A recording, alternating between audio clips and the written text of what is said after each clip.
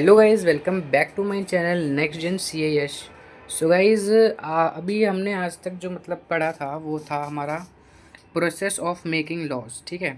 सो इससे पहले मैंने इसके ये जो टॉपिक थे मतलब डाली थी वीडियो, लेकिन उस पर कॉपीराइट आ गया था क्योंकि ये जो है ना ये इसका जो बैकग्राउंड म्यूज़िक बज रहा था ना, उसके चक्कर में कॉपीराइट आ गया था। तो अभी मैंने म्यूज़िक हटा दिया है। उस पर कमेंट भी आया था एक का कि भाई म्यूज़िक हटा दे, या फिर लाउड मतलब लाउड है तो स्लो कर दे। ठीक है। सो मैंने म्यूज़िक हटा ही दिया है बेसिकली। ठीक है।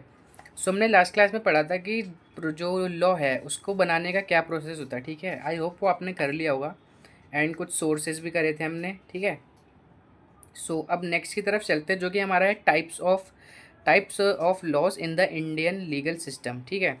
सो इसमें क्या है हमारा, बेसिकली पहला तो हमारा क्रिमिनल लॉ। ठीक है। सो इसको याद करने की मैंने ट्रिक्स भी लिखी हुई हैं। इसमें ट्रिक क्या, बेसिकली आपको कुछ क्वेश्चन पूछने होते हैं अपने आप से, जो कि आपको सिर्फ वो क्वेश्चन ही याद रखना होता है एंड आंसर आपको खुद ब खुद मिल जाएगा। ठीक है। सो फर्स्ट है हमारा क्रिमिनल लॉ। तो इसमें हमें क्या पहले पूछना है अपना कि क्रिमिनल लॉ का कंसर्न क्या होता है, उसे गवर्न कौन करता है, और उसके बाद कि जो जो गवर्नमेंट बॉडीज़ होती हैं उन वो क्या डिफाइंस करती हैं। ठीक है, क्या डिफाइन करता है। ठीक है। सो पहला हमारा आता है law is concern with law pertaining to violation of the rule of law और public wrongs and punishment of the same. So इसमें क्या है कि जो लॉ है ना वो हमारा कंसर्न होता है, मान लो कि कोई रूल हमने तोड़ दिया, या फिर पब्लिक में किसी बंदे ने कुछ गलत कर दिया। ठीक है। वो एक तरह से क्रिमिनल लॉ होता है, और उसी चीज़ की पनिशमेंट भी देनी होती है इस क्रिमिनल लॉ के अंदर। ठीक है। सो क्रिमिनल लॉ जो है वो हमारा गवर्न होता है। पहले तो गाइज इसमें आईपीसी था। आईपीसी था, इंडियन पीनल कोड था कुछ, एंड एक था सीपीआरसी कुछ था, दो थे। तो वो अगर आपके पास ओल्ड मॉड्यूल होगा ना, तो उसमें वो लिखा होगा बीएनएस एंड बीएनएसएसएस की जगह ना, वो लिखा होगा। तो आपको गाइज अब क्या करना है, आंसर में मान लो क्रिमिनल लॉ आता है आपका एक्सप्लेन करने के लिए, तो आपको वो वाला नहीं लिखना है। ठीक है। आपको ये लिखना है। ठीक है, जो इस बार नया आया है। सो क्या है, गवर्न अंडर द भारतीय न्याय संहिता। ठीक है, बीएनएस, एंड द भारतीय नागरिक सुरक्षा संहिता, बीएनएसएस। ठीक है, ये दोनों ही अमेंड हुए हैं। तो दोनों का ईयर ही 2023 है। ठीक है। सो अब हमारा आता है कि जो भारतीय सेकंड पॉइंट है गवर्न का, तो हो गया हमारा। ठीक है, कि क्या कौन गवर्न करता है, बीएनएस एंड बीएनएसएस। ठीक है। और अब हमारा डिफाइंस की बात आता है कि डिफाइंस मतलब ये जो है हमारे ये दोनों ये डिफाइन क्या करते हैं। तो जो हमारा बीएनएसएस है वो डिफाइन करता है क्राइम क्या है। ठीक है, कौन से नेचर का क्राइम है और उस क्राइम की क्या पनिशमेंट होगी। ठीक है। और जो हमारा बीएनएसएस है वो क्या डिफाइन करता है, वो एक exhaustive procedure for executing the punishment of the crime. मतलब वो प्रोसीजर बताता है कि जो पनिशमेंट देने वाले हैं हम किसी क्राइम की, उसका मतलब क्या प्रोसीजर रहने वाला है और उसे एग्जीक्यूट कैसे करना है। ठीक है। सो अब हम आगे बढ़ते हैं, जो कि है हमारा क्रिमिनल लॉ। ठीक, क्रिमिनल लॉ में हमें क्या पूछना है, मेन चीज़ इसमें शायद चार चीज़ें पूछनी है हमें। हाँ, तो पहले तो मैटर ऑफ डिस्प्यूट्स क्या है। ठीक है, किसके बीच में होता है। और दूसरा वायलेशन ऑफ सर्टेन राइट्स किसके थ्रू मतलब सही करा जाता है। ठीक है, इन्फोर्स किसके थ्रू करा जाता है। और जो थर्ड क्वेश्चन है वो पूछना है कि जो हमारा सिविल लॉ है वो किस चीज़ पे प्राइमरली फोकस करता है। और जो फोर्थ क्वेश्चन इसमें हमें पूछना है कि सीपीसी एक्ट जो है, सीपीसी मतलब जो किसके द्वारा गवर्न करी जाती है, मतलब इन किस चीज़ों को गवर्न करता है सीपीसी जो हमारा एक्ट है। ठीक है। सो इसमें क्या है हमारा, पहले तो मैटर ऑफ डिस्प्यूट्स मतलब जो होता है वो हमारा किसी इंडिविजुअल और ऑर्गेनाइजेशन के बीच में होता है, वो हमारा सिविल लॉ के अंदर आता है। ठीक है, इन दोनों का जो डिस्प्यूट होगा। और जो हमारा सिविल लॉ होता है ना वो हमारा इन्फोर्स करता है वायलेशन ऑफ सेट कुछ राइट्स और ऑब्लिगेशंस को, किसके थ्रू, सिविल सूट के थ्रू। ठीक है।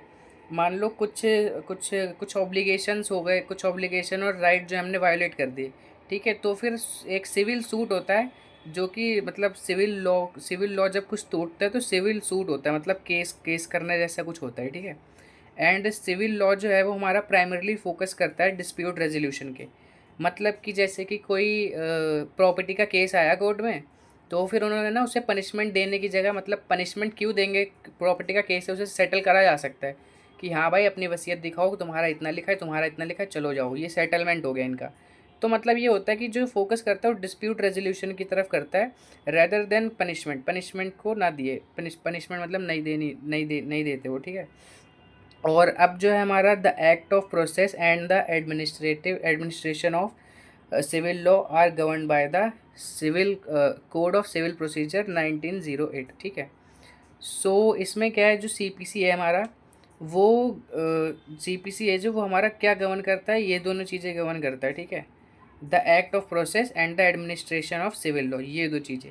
और गाइज जब आप याद रखना, जब आप आंसर लिखोगे ना, तो आप ये तो एक्सप्लेन करोगे ही पूरा, ठीक है। और साथ में ना आप ये जो एग्जाम्पल दे रखे ना, जैसे ये मर्डर, रेप, थेफ्ट, फ्रॉड, 2 या 3 लिख देना, उसके बाद ईटीसी लिख देना, ठीक है। और उसके बाद जैसे ये है, इसमें भी सम एग्जाम्पल, इसमें भी कुछ लिख देना आप, ठीक है। सो चलते अब नेक्स्ट हमारा जो है, ये रहा नेक्स्ट। नेक्स्ट जो है हमारा वो है कॉमन लॉ, ठीक है। कॉमन लॉ में आपको कितने क्वेश्चन पूछने हैं? पहले तो होता क्या है, ठीक है। उसके बाद आर्टिकल 141 क्या बोलता है, सपोर्टिंग कौन करता है, लैटिन फ्रेज में उसका क्या मीनिंग होता है, मतलब जो सपोर्ट करता है। और रेनफोर्सर्स ऑब्लिगेशंस क्या होता है, ऐसे मतलब कुछ भी क्वेश्चन आप खुद भी बना सकते हो, ज़रूरी नहीं है आप यही क्वेश्चन करो, ठीक है।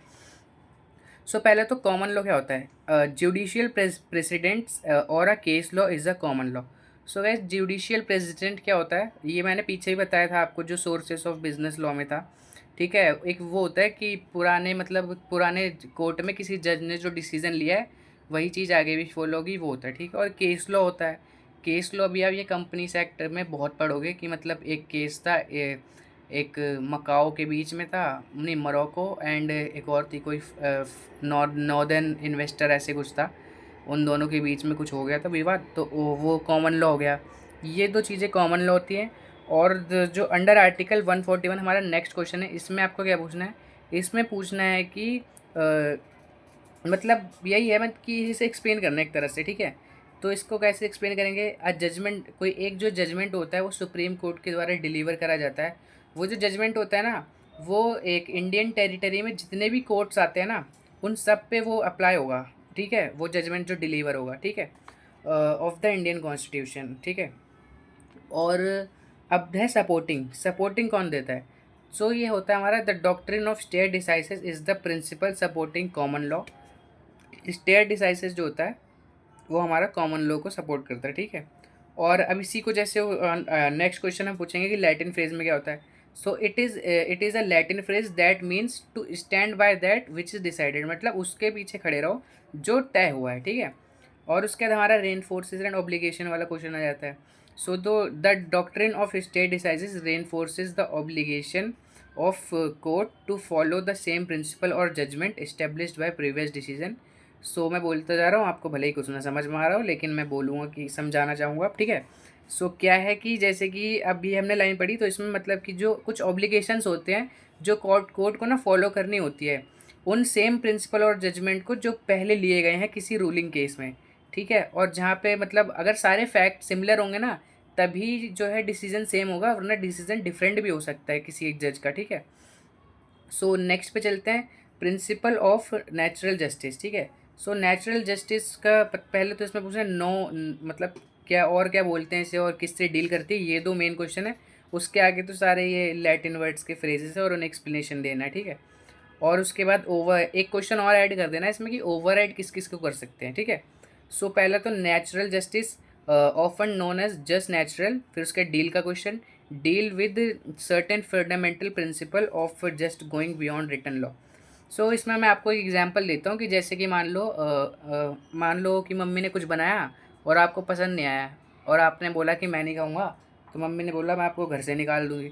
तो इस चीज़ को लेके आप ना अगर कोर्ट में जाओगे ना, तो ये कहीं लिखा नहीं है लॉ में कि मतलब कि मान लो ये सब भी छोड़ो, मान लो धमकी दे दी आपकी मम्मी ने कि मैं मार दूंगी, तो एक तरह से अगर मान लो ये कोई बाहर वाला आपको बोलता ना और कुछ कर देता, तो ये तो केस के अंदर लिखा हुआ है, तो इसके ऊपर एक्शन टेक हो सकता है।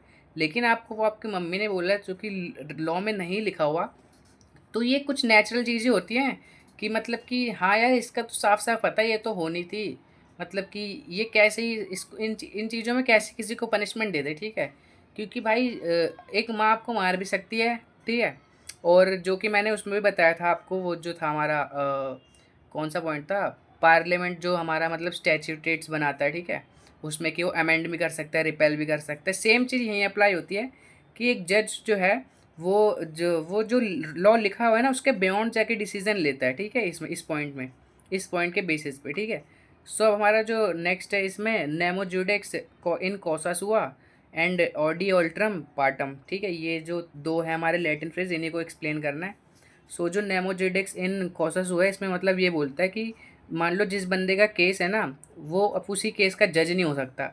मान लो किसी जज पे किसी ने केस कर दिया, तो जब उस जज की हियरिंग होगी ना, तो उस उसकी हियरिंग पे कोई और आएगा, ठीक है, वो जज नहीं रहेगा, ये होता है मेनली। तो एंड जो ऑडी ऑल्ट्रम पार्टम है, इसमें जो है हमारा हियर द अदर पार्टी और give the other party a fair hearing. मतलब ऐसा नहीं है कि एक बंदे की तुम हियरिंग सुन लो कि हाँ भाई मैंने ये करा था और उसी बेसिस पे तुम डिसीजन दे दो, सजाए मौत दे दो उस बंदे को, ऐसा नहीं होता, ठीक है। आपको दूसरी पार्टी का भी सुनना पड़ेगा कि वो क्या कहना चाहता है, ठीक है। सो नेक्स्ट क्वेश्चन आपको क्या पूछना है कि जो हमारा प्रिंसिपल ऑफ नेचुरल जस्टिस है, किस किस को ओवरराइड कर सकता है, फिर एक जजमेंट किस किस को ओवरराइड कर सकता है, ठीक है। सो हमारा ये अ जजमेंट कैन ओवरराइड और ऑल्टर अ कॉमन लॉ, ठीक है। मतलब कोई भी कॉमन लॉ है उससे ओवरराइड कर सकता है। लेकिन मान लो ये ना कोई स्टैच्यूटेट हो गया, जैसे द कंपनीज एक्ट हो गया, ये उसे ओवरराइड नहीं कर सकते, ठीक है। तो फिर ये हमारा कंप्लीट होता है आज के लिए। तो हम पढ़ेंगे नेक्स्ट इन्फोर्सिंग द लॉ, ये हम नेक्स्ट क्लास में पढ़ेंगे, ठीक है। बाय।